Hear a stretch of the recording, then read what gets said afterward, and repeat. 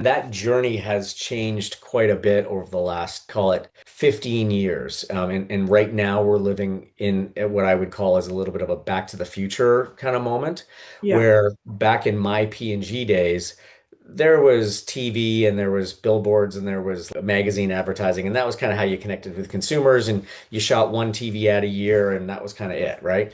Yes. Then along comes the internet and social media, and we all know the story. And now there's just immense amounts of content, and I can put out a piece of content every second, and it'll get consumed by some algorithm and or some person. It's like a constant thing.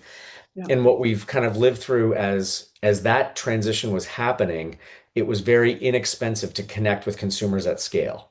And so Hmm. you saw the rise of a lot of direct to consumer brands or social media driven brands and or a ton of Amazon brands that were just really good at doing the math of gaming the algorithms to accelerate brand growth. Now all the brands, including the incumbent brands, the legacy brands, are all spending money on TikTok and all the other socials and all the search platforms, etc.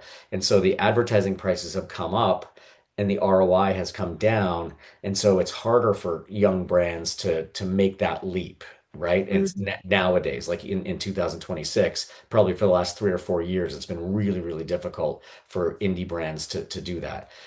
Yeah. And so I think we're going back to a mode where it takes 15 to 20 years to establish a brand, right? It just does, right? Then for a brief moment during the social media and search engine craze, it took 2 years to do that, right? It took 2 years to have a brand that skyrocketed.